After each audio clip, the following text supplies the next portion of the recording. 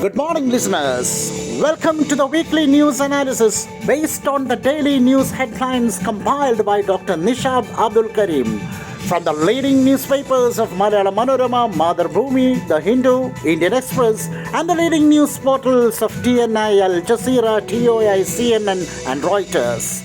Let's analyze this week's news and see whether Dr. Nishad Abdul Kareem has proved justice in covering all the major news that happened regarding the incidents that took place right through this week.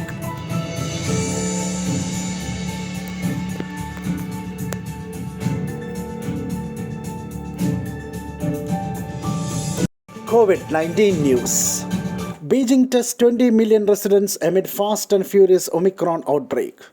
Covaxin get drug regulator note for use in children. Karnataka government makes mass social distancing mandatory amid COVID surge. Kerala reintroduces mandatory wearing of mask, violations to attract fine. When we analyze the COVID news, we see that Indians are taking guard as Corona is working from home in Beijing.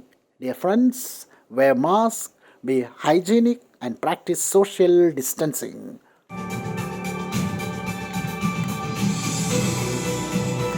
Regional news. A.K. Antony expresses hope over future of Congress, hints at plans to re-enter Kerala politics. Old is gold. Silver Line debate. R.V.G. Menon suggests alternative to Silver Line, but railway expert explains why it won't work. Silver lining in Silver Line. K.V. Thomas to face disciplinary action, may lose official post. Empty vessels make more noise. COVID restrictions lifted for Thrissur Puram to be held with all pomp and glory.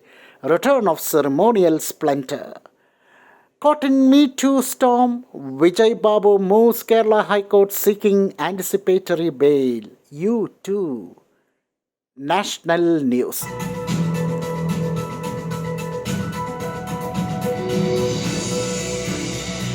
Prime Minister Modi flags higher fuel price in opposition-ruled states, sees reduction in VAT, pointing the finger. Union Minister Ajay Mishra's son Ashish surrenders in Lakhimpur. Better to be late than to be too late. UP likely to hold first census of transgender people, welfare schemes in offing. Appreciable step. Prashant Kishore declines Congress offer to join party's panel for 2024 polls. Thrown or thorn. LIC IPO will still be India's biggest even after government slashes offering by 60%. Now let's analyze Obituary. Senior Congress leader K. Shankaranarayanan passes away. World's oldest person Kane Tanaka dies at Japan, aged 119. May their soul rest in peace. Now let's analyze international news. Macron set to name France's next prime minister as focus moves to legislative election. Twitter set to accept Musk's original $43 billion offer. UN chief calls for Ukraine ceasefire during Moscow visit. Myanmar court sentences Suki to 5 years for corruption. UN says up to 40% of world's land now degraded. Now let's analyze the vocabulary section.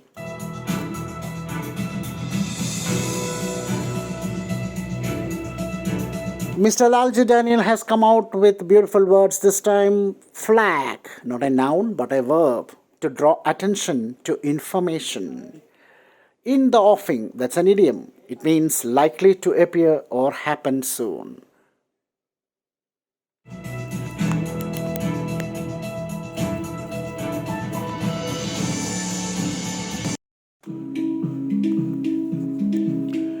So when we analyze the entire news headlines, we see that Dr. Nishad Abdul Kareem has been able to be successful in covering the major events that happened this week.